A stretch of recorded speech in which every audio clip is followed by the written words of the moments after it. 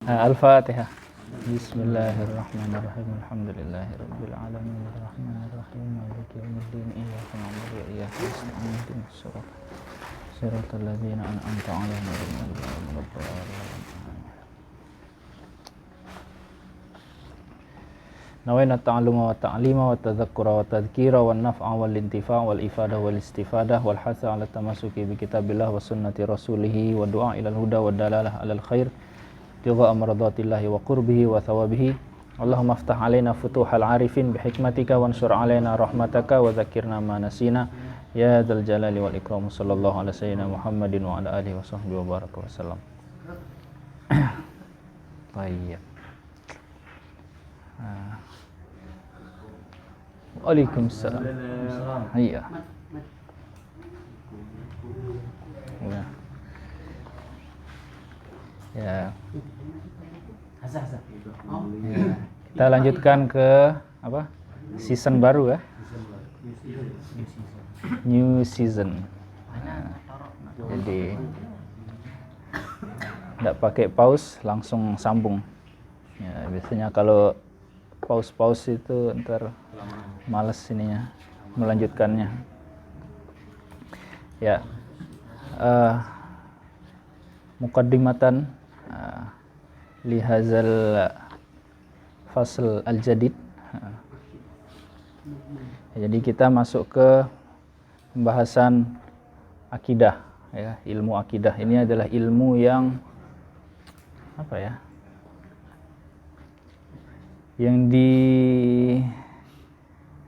dilupakan kepentingannya ya, atau istilahnya waktu itu pernah kita bahas masalah apa? Sindrom taken for granted itu ya. Tahu itu? Masih ingat? Jadi apa ya?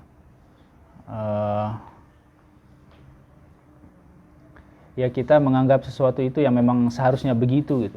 Jadi karena ada mindset seperti itu, akhirnya kita tidak terlalu menghargai sesuatu itu. Kayak misalnya contoh yang kita pakai kemarin itu kebaikannya orang tua kepada anaknya gitu kan ya. Jadi ya orang tua memang sudah seharusnya baik sama anaknya, sudah memang seharusnya memenuhi kebutuhan anaknya. Sehingga kalau begitu mindsetnya kan, nanti anak tidak perlu membalas jasa orang tua kan akhirnya, karena dia pikir ya memang sudah kewajibannya orang tua begitu. Jadi untuk apa kita membalasnya? Gitu. Nah, kalau dalam hal yang akidah ini ya karena kita kan sudah dari dulu, dari awal udah Islam, ngapain kita harus belajar akidah lagi? Nah itu maksudnya ya. Jadi ya seolah-olah dianaktirikan lah, padahal kalau kita mau klasifikasikan ilmu itu kan nanti ada yang wajib kan, ada yang sunnah, ada yang mubah dan seterusnya. Ada juga sampai yang haram.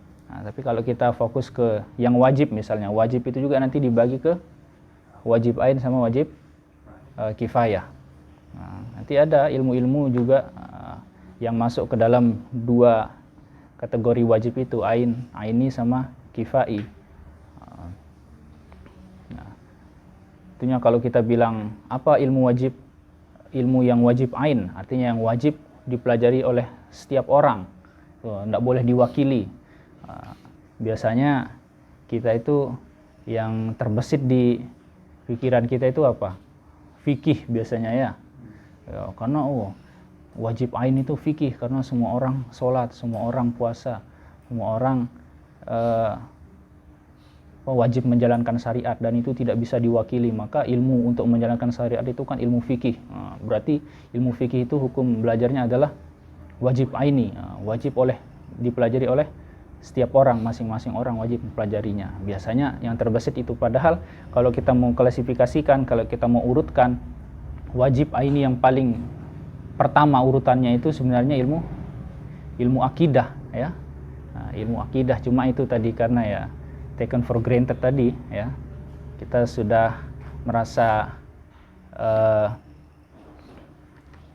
Islam dari awal, lahir di keluarga yang muslim, akhirnya seolah-olah ya tidak perlulah kita belajar akidah ya, yang penting kita sudah beriman. Rukun iman itu 6, beriman kepada Allah sampai yang terakhir iman kepada qada dan qadar, udah selesai, cukup. Ataupun paling banter tahu sifat 20 ya, sifat yang 20, ataupun sifat wajib bagi nabi, misalnya nabi dan rasul, atau wajib bagi Allah. Kemudian apa lagi, ya intinya yang basic itu aja ya, sebenarnya cukup itu ya, sebenarnya cukup. Tapi untuk kebutuhan zaman sekarang dan mengingat status kita juga di sini sebagai guru, sebagai ustadz, sebagai pengajar, maka tidak cukup sampai di situ ya.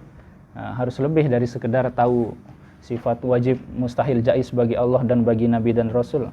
Harus lebih dari itu. Selain juga karena memang akidah ini ya, hukum mempelajarinya adalah wajib aini, dan secara urutan dia adalah wajib aini yang pertama ya, sebelum ilmu-ilmu yang lain yang kita golongkan ke dalam wajib aini. Sebenarnya akidah ini wajib aini yang nomor 1 ya.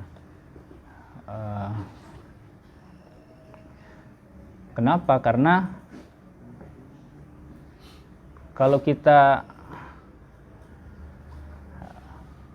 istilahnya, kalau masih ada keraguan misalnya dalam akidah kita, itu kan percuma nanti. Sholat yang kita lakukan percuma, terus ataupun misalnya kita udah belajar fikih ya, udah tamat kitab apalah ya, bolak-balik, tapi ternyata akidahnya masih ada istilahnya ya, masih ada ininya lah ya, masih ada kholalnya, masih ada keraguannya, masih ada sesuatu yang tidak diyakini secara benar-benar, itu kan percuma nanti ibadah yang sudah dilakukan. Itu awalnya karena tadi menganggap yang wajib aini itu adalah fikih, akhirnya melupakan akidahnya. Jadi ya. Nah, kitab yang kita pakai di sini adalah Matan Kharidah Bahiyah ya. Kitab Al-Kharidah Al-Bahiyah. Yang ini tergolong ke dalam ya, pokoknya akidah yang kita pelajari di sini tentunya yang masuk ke dalam aliran Ahlus Sunnah wal Jamaah ya. Mungkin perlu juga sedikit kita jelasin Ahlus Sunnah wal Jamaah. Pada awalnya Ahlus Sunnah wal Jamaah ini mengacu kepada pemahaman di bidang akidah ya. Awalnya di bidang akidah, khususnya pemahaman yang bersumber dari Imam siapa? Abul Hasan al-Asy'ari sama Abu Mansur al-Maturidi. Cuma akhirnya semakin kesini dia meluas. Akhirnya ketika kita menyebut Ahlus Sunnah itu ya, dia di bidang akidah itu yang mengikuti pemahaman Asy'ariyah, Abu Mansur Abul Hasan al-Asy'ari sama Abu Mansur al-Maturidi, itu di bidang akidah. Kemudian di bidang fikih itu yang mengikuti 4 mazhab. Kemudian dalam tasawuf itu biasanya akan mengacu kepada Imam Junaid al-Baghdadi ataupun dan seterusnya nanti ya, atau Imam Ghazali, karena itu pun muridnya dari itu. Tapi aslinya dulu awalnya Ahlus Sunnah itu hanya mengacu kepada orang-orang yang mengikuti faham akidah yang dibawa oleh Asy'ariyah, yaitu Al-Asy'ari sama Al-Maturidi. Jadi ahl itu ya ahlun, mana ahlun lugatan, yang menyukai ya, atau yang memiliki, kayak misalnya ahlul bait gitu kan, yang pemilik rumah gitu ya. Atau yang bisa juga orang yang menyukai ahlul bait. Ahlul bait biasanya orang yang mencintai atau menyukai ya ahlul baiti Rasulillah, atau bisa juga ahlun ya, ahlun naum itu kan ya, orang yang suka tidur. Ya. Tidak cuma Abu Naum ya, biasanya kita kan pakai Abu Naum. Ya, biasanya juga pakai Ahl. As-sunnah tobaan mengacu kepada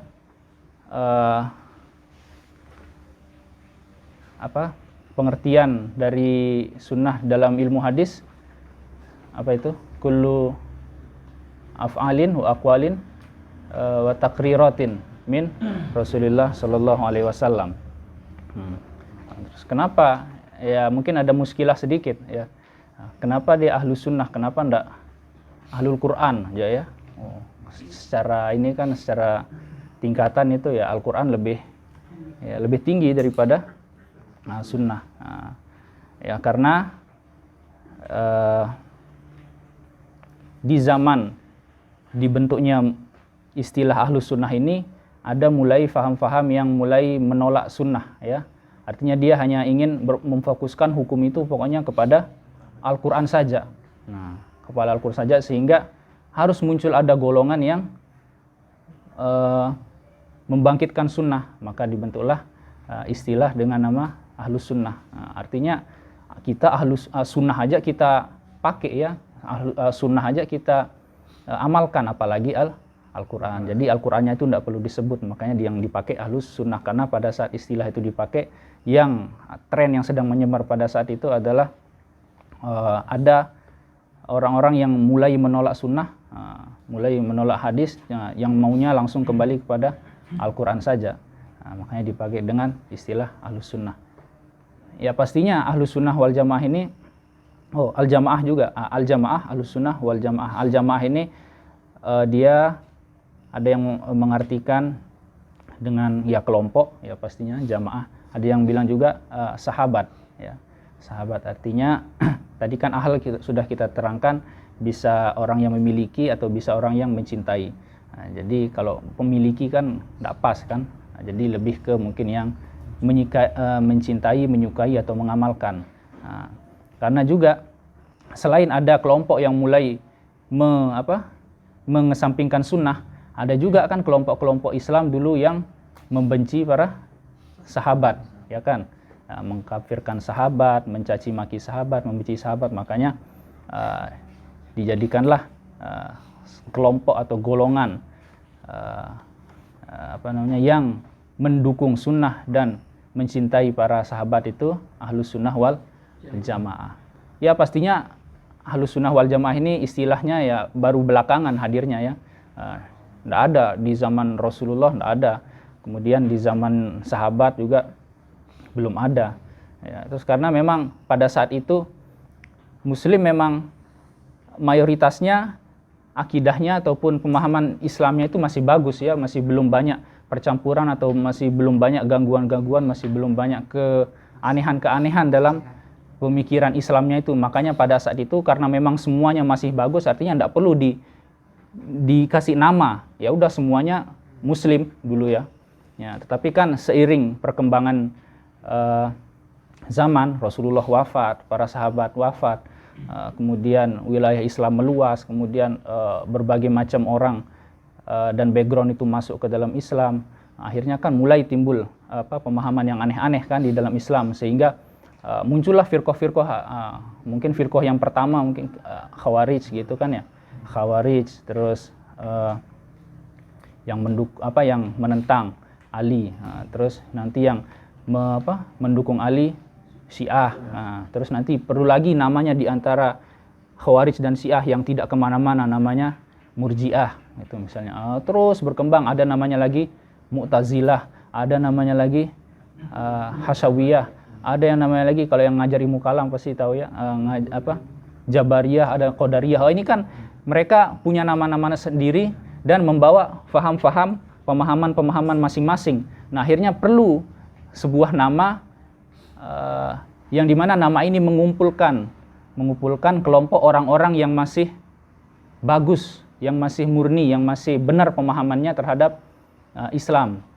Entah itu dari fikihnya atau dari akidahnya dan tasawufnya. Maka kelompok ini akhirnya disebutlah dengan sebutan ahlus sunnah wal jamaah. Di awal-awal memang tidak ada tadi ya, karena memang semuanya masih benar. Tapi karena perkembangan akhirnya kemudian muncul pemikiran-pemikiran, dan pemikiran ini akhirnya mereka mempunyai nama-nama sendiri, membuat kelompok-kelompok sendiri, maka perlu dibuat nama untuk kelompok yang ya singkatnya yang masih benar gitu. Nah, maka muncullah nama istilah Ahlus Sunnah wal Jamaah ini. Ya.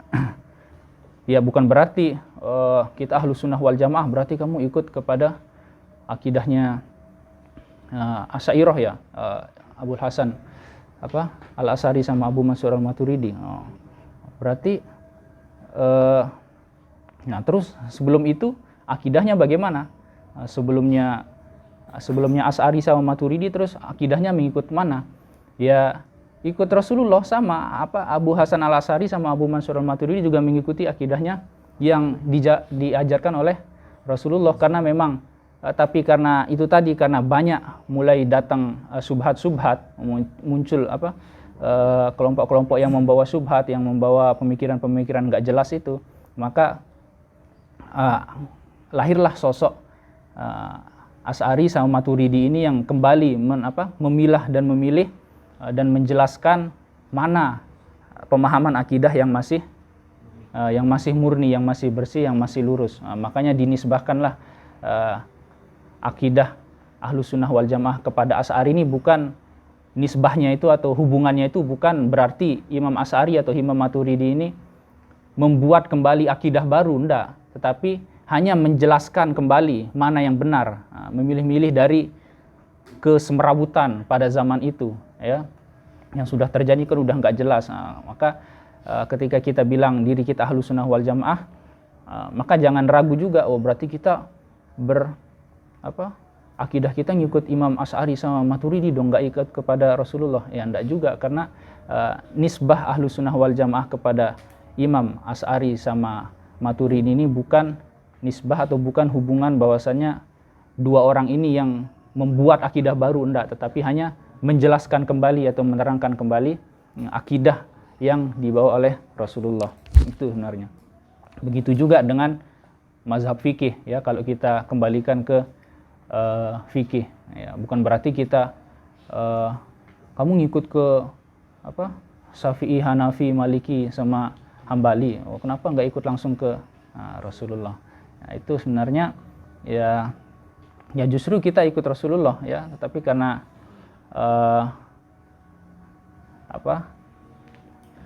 sulitnya untuk sampai ke sana, untuk langsung kepada pemahaman Rasulullah dan para sahabat itu kan kita perlu perantara. Dan perantara yang kita pakai tentu perantara ulama-ulama yang kompatibel untuk memahami Al-Quran dan hadis. Begitu juga tadi dalam hal akidah ini, kita pasti kita ingin ikut kepada akidahnya Rasulullah, tapi yaitu kita perlu perantara, dan perantaranya juga kita perlu pilih yang baik. Nah terus biasanya nanti muncul orang kalau udah masalah ngomong-ngomong firqah gini kan, ngomong-ngomong kelompok gini, nanti biasanya dikeluarkan hadis yang tentang kelompok itu, ya, tahu ya, yang tahu yang bahwasanya umatku akan terpecah menjadi berapa, ya, 70 sekian, ya, bid'in wa sab'ina. Bahwasanya umatku, kata Rasulullah, akan terpecah menjadi 72, 73, pokoknya di antara 3 sampai 10 lah, ya, bid'in itu. Nanti terus yang masuk surga atau yang benar itu hanya satu. Sehingga orang rame-rame untuk mengklaim dirinya itu yang satu itu, wah kita yang Ahlus Sunnah, kita yang benar, kita ini. Akhirnya parahnya sesama Islam pun akhirnya saling mengkafirkan, saling menghalalkan darah itu, karena dia pemahaman dari satu itu adalah ya kelompok di dalam Islam gitu, ya, perpecahan di dalam umat Islam sendiri. Padahal kalau kita ini adalah penjelasan yang dijelaskan oleh Syekh Ramadan Al-Buti, ya, Syahidul Mimbar itu, yang meninggal di mimbar ketika ngasih pengajian kayak gini dibom mestinya tuh. Tahun 2000 berapa ya? 2006 apa ya? 13 ya? Oh, 2013. Nah itu. Jadi beliau menjelaskan itu sataftariqu ummati, kan apa redaksinya itu, matan hadisnya. Umatku kata Rasulullah akan terpecah menjadi dan seterusnya. Jadi umatnya Rasulullah itu berarti kan di sini umat. Nah, umat itu kan semuanya berarti mencakup yang Islam ataupun yang belum Islam. Nah, itu. Jadi ada namanya istilahnya ummatul dakwah, ada istilahnya ummatul ijabah. Ummatul ijabah ini ya kita ini yang sudah menjawab dakwah dari Rasulullah sehingga kita ya berislam. Ada namanya ummatul dakwah. Ummatul dakwah ini yang masih perlu didakwahi lagi, artinya ya yang belum Islam gitu. Nah, itu semuanya kan umatnya Rasulullah. Nah, dan hadis itu juga ngomongnya redaksinya adalah umatku sataftariku ummati, umatku itu akan terpecah belah. Bukan dia sataftariku ummati fil Islam atau sataftariku al muslimun. Bukan al muslimun yang akan berpecah ataupun bukan orang mukmin saja yang akan berpecah belah, tetapi umatku yang akan terpecah belah. Nah, kalau udah umat berarti ya mencakup yang Islam dan yang non Islam juga. Nah, di sini maka kalau sudah dari sini kan kita bisa lebih bijak memahami berarti 72 firqah itu ya mungkin adalah agama lain gitu, bukan maksudnya kelompok, bukan maksudnya apa tadi misalnya bukan NW, bukan NWDI, bukan Muhammadiyah, bukan NU, bukan Ahlus Sunnah, bukan Mu'tazilah, bukan Wahabi, Salafi dan seterusnya itu ya. Ya, tetapi 72 itu adalah agama, kelompok dalam agama yang lain ya. Nah, dan satu itu bisa kita artikan sebagai ya Islam itu ya. Yang satu itu berarti bisa kita artikan sebagai Islam. Nah, pokoknya kalau sudah Islam ya insya Allah ya akan selamat gitu ya. Walaupun mungkin nanti ada beberapa golongan-golongan dalam Islam itu yang bermasalah ininya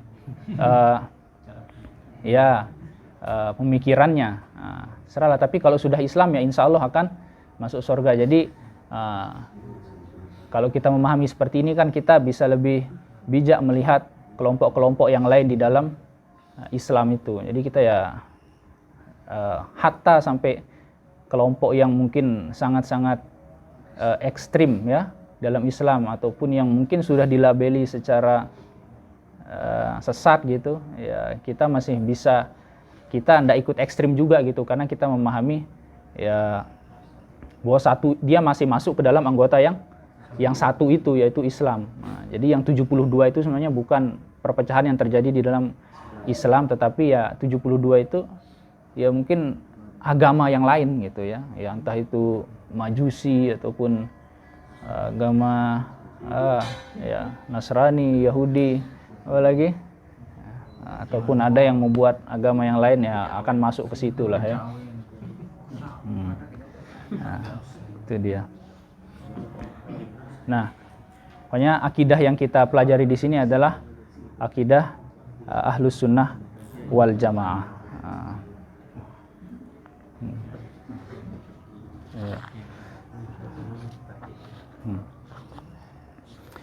Ini Al-Kharidah Al-Bahiyah ditulis dikarang oleh Imam Ad-Dardir ya. Imam Ad-Dardir ini ditulis dalam satu malam ya, dalam sehari semalam oleh Imam Ad-Dardir. Ini matan aslinya adalah yang di kertas ya, yang di kertas putih ya. Kalau yang di kitab ini adalah ada sarahnya ya, atau takriratnya. Jadi aslinya matan yang ditulis oleh Imam Ad-Dardir itu yang di kertas putih ini, dan ini dikarang dalam semalam aja ya, dalam ceritanya. Ya. Ini tergolong ke dalam kitab yang mubtadi ya, pemula di bidang akidah. Nah, tetapi walaupun pemula, dia isinya itu agak ada sesuatu yang lebih ya daripada kitab-kitab pemula yang lainnya ya. Biasanya kalau antum lihat Aqidatul Awam biasanya ya atau Jauharut Tauhid.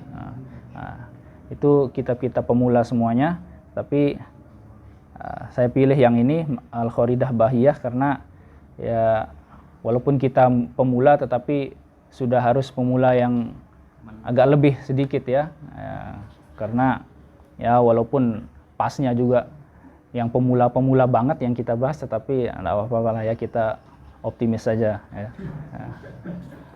Ya holos ustadz ya masa.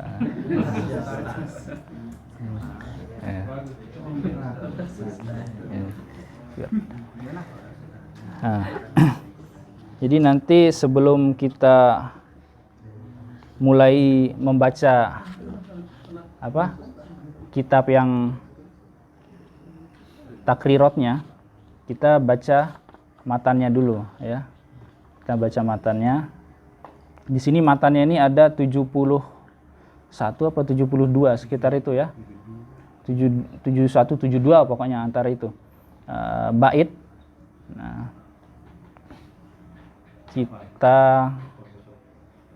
kita baca sambil menyanyikan caranya ya, biar bisa hafal.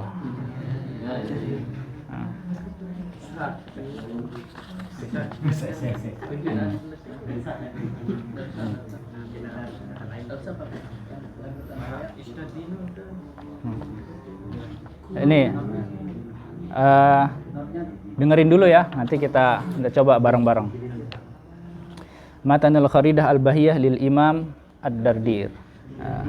Dulu. Lupa saya golnya ya. Yaqulu raji rahmatal qadiri ay ahmadul masyhuru bid-dardiri alhamdulillahil aliyil wahidi al-alimil fardil ghaniyil majidi wa afdalu sholati wa taslimi ala nabiyil mustafal karimi wa alihi wa sahbihil athari la siyama rafiquhu fil ghari. Itu ya. Tajribah. Ya. Ya, jarib wahid isnani salasa.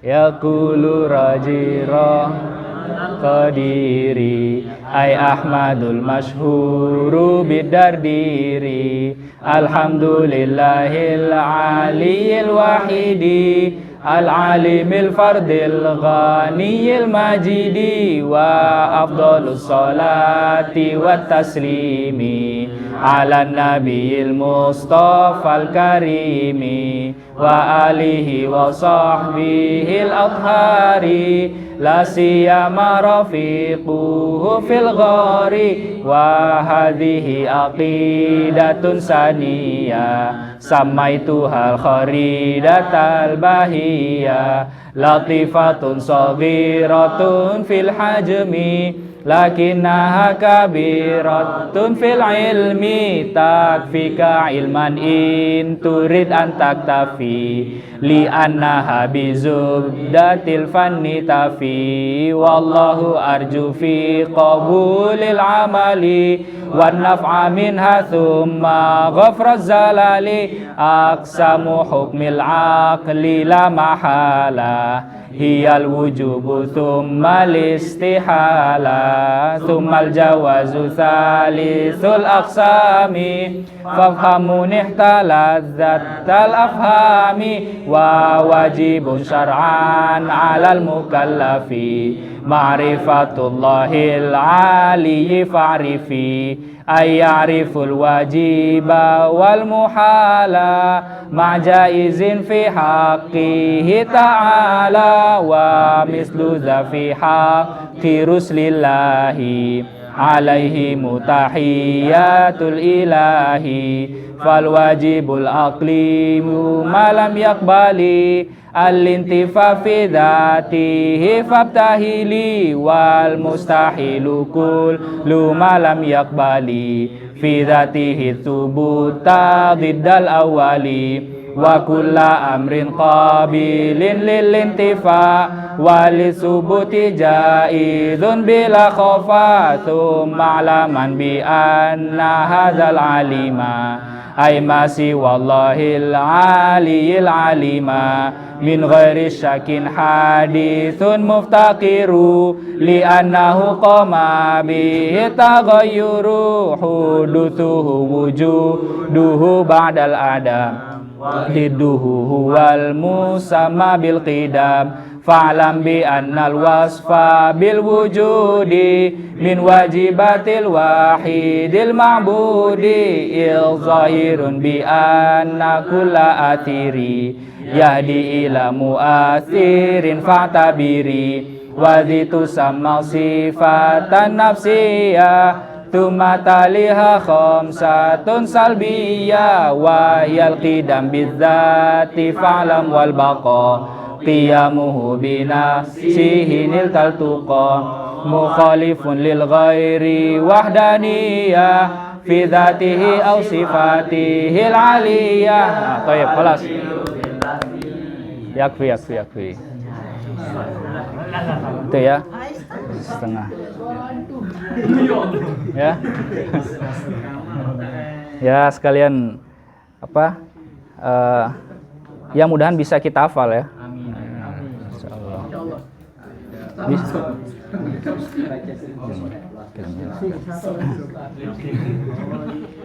Ya jangan lip sync ya. Ikut semuanya. Bergerak.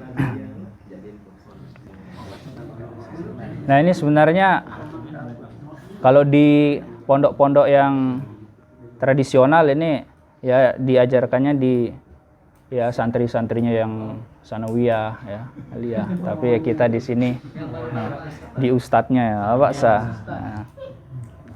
apa ya ini kitab ini Takrirat ya ini mungkin perlu dijelaskan juga. Jadi dalam tradisi penulisan penulisan turos ya, penulisan kitab itu biasanya ada istilah matan ya, kemudian ada syarah, ada hawashi, ada takrirat. Jadi biasanya kalau dilevelkan itu takrirat ini sebenarnya level ke berapa itu matan syarah level keempat sebenarnya ya. Level keempat. Jadi artinya matan. Nah, matan itu yang ini ya. Matan itu aslinya. Nah, intinya. Nah, nanti ada yang menjelaskan matan ini. Nah, itu disebut dengan syarah. Nah, kemudian nanti syarah itu ada lagi yang menjelaskan. Itu disebut dengan hawasi. Nah, hasyiah atau hasyiyah ya. Jamaknya hawasi. Hasyiyah biasanya. Nah, terus nanti ada lagi ulama yang datang menjelaskan hasyiyah. Itu namanya takrirat. Nah, itu namanya. Jadi tidak mungkin ada syarah kalau tidak ada matan ya, dan seterusnya ya. Tidak mungkin ada hasyiyah kalau tidak ada syarah, dan tidak mungkin ada takrirat kalau tidak ada hasyiyah. Jadi itu tingkatannya seperti itu ya. Nah, takrirat di sini adalah sebenarnya syarah ya. Bukan takrirat yang barusan kita jelaskan ya. Bukan karena kalau takrirat, kalau kita langsung baca takrirat itu sia-sia ya. Karena kita harus baca dulu semuanya, kita harus baca syarah dulu, kita harus baca hasyiyah dulu, baru kita bisa baca takriratnya. Ya, karena kan nyambung semua itu. Tapi takrirat di sini maksudnya ini adalah syarah ya, bukan takrirat yang tadi itu yang level 4 itu. Nah, jadi di sini adalah kitab syarah sebenarnya, syarah Kharidatul Bahiyah. Nah, itu juga kalau ada kitab yang sudah mencapai level takrirat itu benar-benar itu menunjukkan bahwa kitab itu adalah kitab yang penting ya. Dan kitab yang banyak ininya ya. Banyak barokahnya. Karena bayangkan dari matan itu dijelaskan sampai berapa kali kan? Sampai matan, hasyiyah, terus takrirat. Nah, dan jarang sekali ada kitab yang sampai ada takrirotnya, itu jarang. Kebanyakan kitab itu sampai syarah paling banyak. Ya. Ada hasyiah beberapa. Hasyiah juga lumayan banyak, tetapi pokoknya kalau udah sampai level takrirot itu udah luar biasa itu kitab itu, karena benar-benar diperes kan sampai tetes terakhir sudah itu takrirot itu. Ya, Bang. Ya. Nah ini sekali lagi takrirot yang di sini adalah bukan takrirot itu, bukan takrirot yang penjelasan dari hasyiah, tapi takrirot di sini maksudnya adalah syarah ya, syarah. Jadi masih aman bagi kita untuk membacanya. Ya. Nah takrirot ini ditulis sama almarhum ya, al-maghfur lahu, Mbah Mun ya, Maimun Zubair, Mbah Maimun Zubair. Dan ini dijadikan muqarrar ya, atau dijadikan kitab pelajaran wajib di pondok di sana. Pondok apa? Al-Anwar ya namanya, di Sarang, Pondok Anwar. Ya, dan ini diajarkan ke santri ya, bukan ke ustadz. Ya, tapi ustadz juga santri ya. Jadi ustadz juga santri, zan la ba'sa gitu. Ya. Itu dia. Kemudian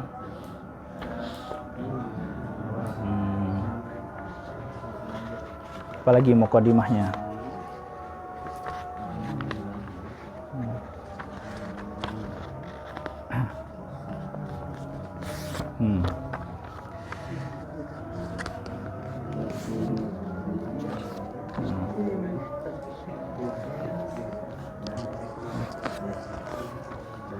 Ya, Zunu kita cukupkan ya untuk mukadimah aja sampai di situ dulu. Nanti selanjutnya baru kita mulai membaca kitabnya.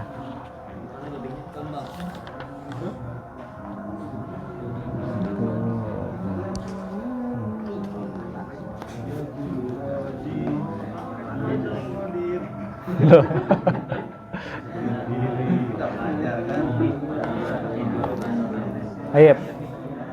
Ya.